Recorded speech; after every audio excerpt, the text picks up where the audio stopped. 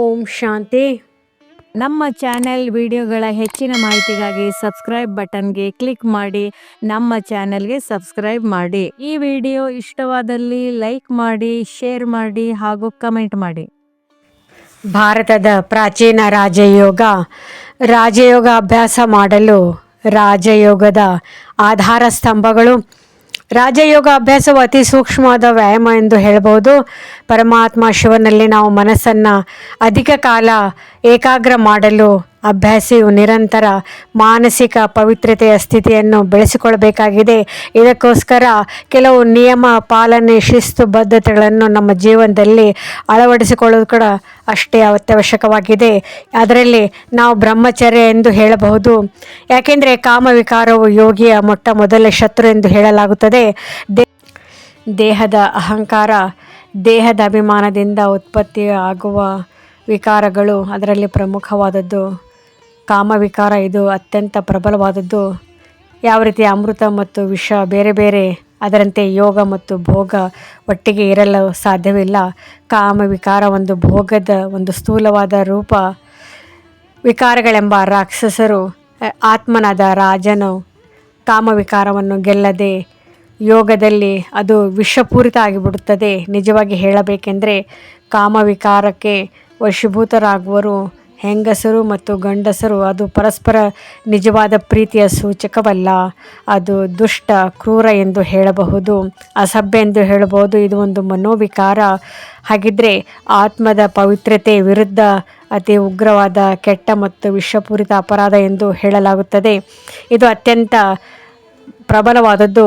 ಹಾಗಿದ್ರೆ ಯಾವ ರೀತಿ ಒಂದು ಚರಂಡಿಯಲ್ಲಿ ಧುಮುಕುತ್ತಿರುವ ನೀರು ಅದು ಅಸಭ್ಯವಾಗಿರ್ತದೆ, ದುರ್ವಾಸನೆ ಆಗಿರ್ತದೆ, ಅದರಂತೆ ಕಾಮವಿಕಾರ ಕೂಡ ಆಗಿದೆ. ಅವಿನಾಶಿ ಅತೀಂದ್ರಿಯ ಸುಖವನ್ನು ಅನುಭವಿಸಬೇಕೆಂಬ ಇಚ್ಛೆಯುಳ್ಳ ಮನುಷ್ಯರು ಈ ಕ್ಷಣಿಕವಾದ ಸಿಹಿ ವಿಷವನ್ನು ಕನಸಿನಲ್ಲಿ ಕೂಡ ಯೋಚಿಸದೆ ಅದನ್ನು ತೊರೆದು ತ್ಯಾಗ ಮಾಡಿ ಅದನ್ನು ಸಮಾಪ್ತಿ ಮಾಡುವುದು ಒಳ್ಳೆಯದು.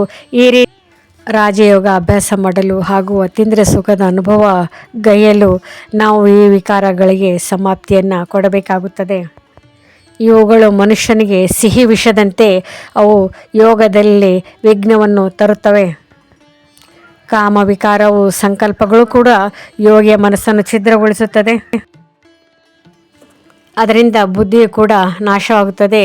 ಕ್ರೋಧೋಸ ಅಷ್ಟೇ. ಶಾರೀರಿಕ ಆಕೃತಿ, ರೂಪ ಇವುಗಳ ಆಕರ್ಷಣೆಗೊಳಗಾದ ಅನೇಕ ಹಠಯೋಗಿಗಳು ಅವನತಿಯನ್ನು ಹೊಂದಿರುವ ನಾವು ಅನೇಕ ಉಲ್ಲೇಖಗಳು, ಉದಾಹರಣೆಗಳನ್ನು ನೋಡುತ್ತೇವೆ.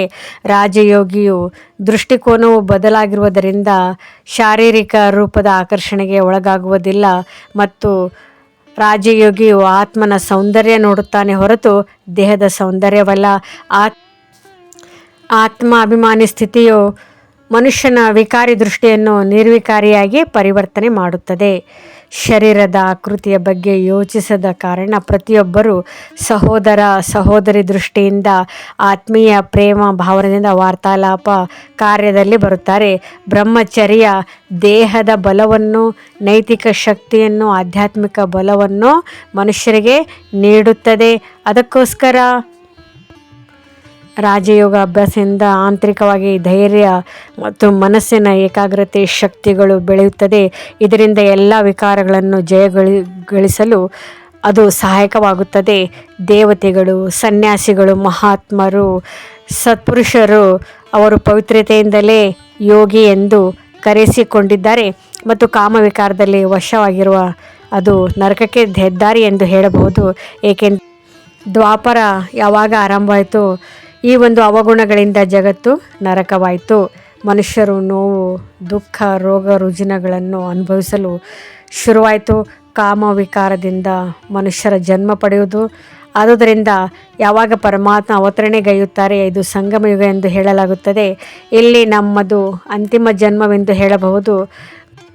ಆದರೆ ಭವಿಷ್ಯದಲ್ಲಿ ಸ್ವರ್ಗ ನಿರ್ಮಾಣಗೊಳ್ಳುತ್ತದೆ. ಸಂಪೂರ್ಣ ಸುಖ, ಶಾಂತಿ, ಪವಿತ್ರತೆಯಿಂದ ಕೂಡಿದ ಒಂದು ಜಗತ್ತು ಮತ್ತೆ ಪುನಃ ದೈವಿ ಸಾಮ್ರಾಜ್ಯ ಸ್ಥಾಪನೆಯಾಗಲಿದೆ.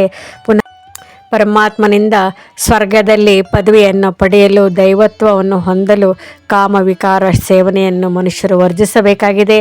ಹಾಗೂ ಪರಮಾತ್ಮನ ಇದು ಶಿವ ಆಜ್ಞೆ ಎಂದು ಹೇಳಬಹುದು. ಆದ್ದರಿಂದ ರಾಜಯೋಗಿ ಅಭ್ಯಾಸಿಗಳು ಪರಮಾತ್ಮನ ಆದೇಶದಂತೆ ಮನ ವಚನ ಕರ್ಮದಲ್ಲಿ ಪೂರ್ಣ ಪವಿತ್ರತೆ ಅಥವಾ ಬ್ರಹ್ಮಚರ್ಯ ವ್ರತವನ್ನು ಪಾಲಿಸುವುದು ಅತ್ಯವಶ್ಯಕವಾಗಿದೆ. ಯಾಕೆಂದರೆ ವಿದ್ಯೆಯನ್ನು ಯಾವಾಗಲೂ ಅರ್ಜಿಸಬೇಕೆಂದರೆ ಬ್ರಹ್ಮಚರ್ಯದಲ್ಲೇ ಹೇಳಲಾಗುತ್ತದೆ. ಅದಕ್ಕೋಸ್ಕರ ಬ್ರಹ್ಮಚರ್ಯ ಕೂಡ ಅತಿ ಮುಖ್ಯವಾದುದು. ಓಂ ಶಾಂತಿ.